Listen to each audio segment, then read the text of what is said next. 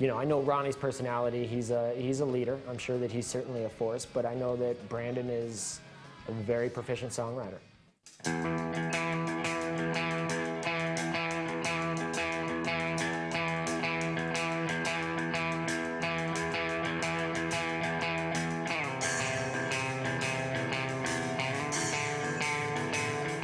Whilst it was Dave and Brandon who initially started the band, the addition of Mark and Ronnie was what really set the Killers on their way.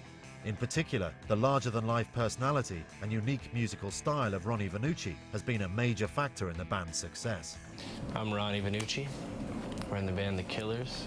Ronnie's a unique individual because a lot of the interviews that you see, whether it's in the paper, on TV, on YouTube, on the radio, usually the drummer isn't the person being interviewed, but he's featured in a lot of these interviews more so than any other band's drummers because he has a certain character to him and a way of getting people in and interested, and he always has something different to say. Hey! Ooh! Hey! Did you just really ooh that woman on that run? I met Ronnie in 1992. We were in the same PE class. And he told me one time when we were supposed to be running the mile or playing basketball or something, and me and him were sitting off to the side just bullshitting, and he said, you know, my dad just got me a new set of drums. It's like, wow, you're a drummer, huh? And I was very envious because I wanted to be an artist or a musician in some fashion. And so he proceeds to tell me about his drums, and we became somewhat close friends. We had some similar tastes in music. And then our junior year, he stole my girlfriend. And so I hated Ronnie. As far as I was concerned, he could burn in hell. And he thought he was funny, and he was, and he still is. So I didn't like the guy. And then we ended up in the same garage one time, and we're trying to make music as Attaboy Skip, and kind of put all of that stuff to the side and became friends. And then I ended up living with the guy for 4 years. So I've known Ron for some time, and to be honest with you, the amazing thing about Ronnie is he's the same guy today that he was when we were in high school. Ronnie, it's funny though, when he started learning how to play drums, he used to emulate, he'd pick out a drummer, he'd emulate him for a while. Once he's conquered their style, he'd move on. So like, he was big into Jimmy Chamberlain of the Smashing Pumpkins. Once he could do all his fills and beats and stuff, then he moved on to Steve Perkins of Jane's Addiction. Once he could play like him, then he moved on to drummer of Weezer. You know, he'd keep progressing like that. And I think that's really what got him really good. He's just a natural drummer. Well, Ronnie came here to study percussion, and in that we mean more of a classically oriented percussion as opposed to the drum set everybody is familiar with him now.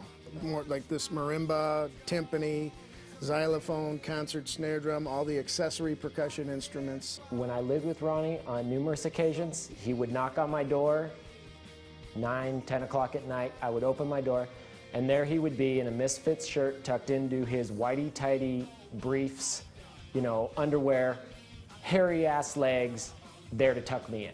That's Ronnie. You know, he just wants to get a laugh out of you.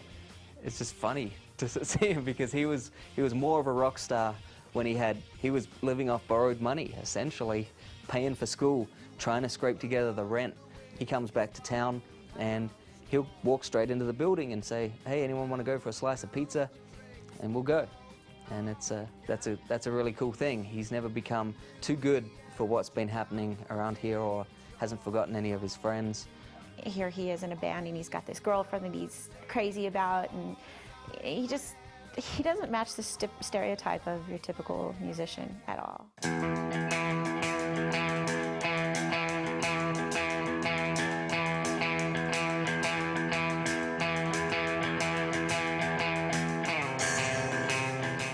Being tight together and having that friendship as well as musicianship in the band is certainly important to them being successful.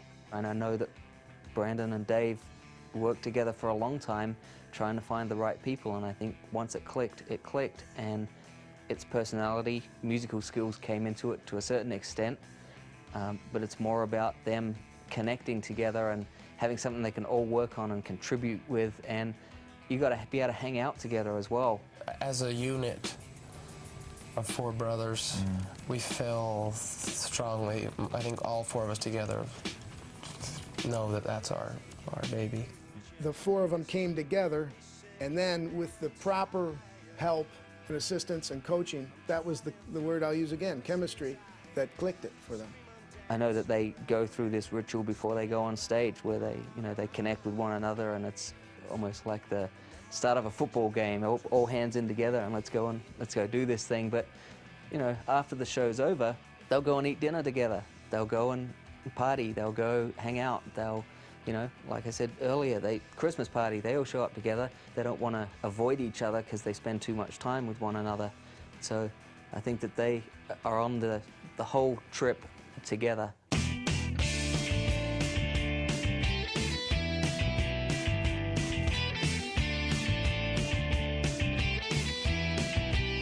You said you wanna be mine, girl, In just a couple of years, the Killers have grown into one of the biggest bands in the world, with millions of album sales, hundreds of sold-out tour dates, and music industry awards. Fame kind of snuck up on us because we were just on the road for 2 years. And it was a slow build. And Do you feel famous? I don't feel famous. I feel busy. That's about it. That sums it up. At least here locally, is they were doing something that nobody else was doing. When you look at some of the bands that are, up and coming, you got your Panic at the Disco, you got some other bands that are looking to have some success out of Las Vegas. But when you look at those bands that are on the verge of breaking, they're doing something that's a little bit different, and they're doing something that reflects their talent. They're the kind of band that can appeal to many different markets. And when you do something like that, you're going to sell more albums, you're going to create more interest. And obviously, it was at the right time, the right place. And whoever invested the money to do that they were smart people.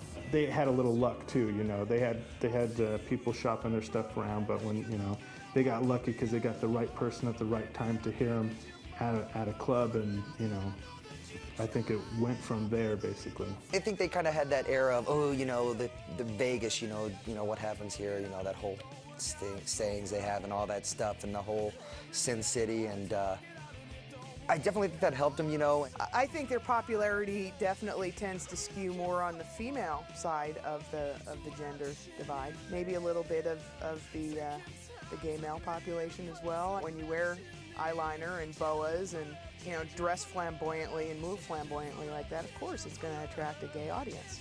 Above all else, they had this whole aura, this whole mystique about them. They had this whole theme. More power to them for tapping into that. That's great.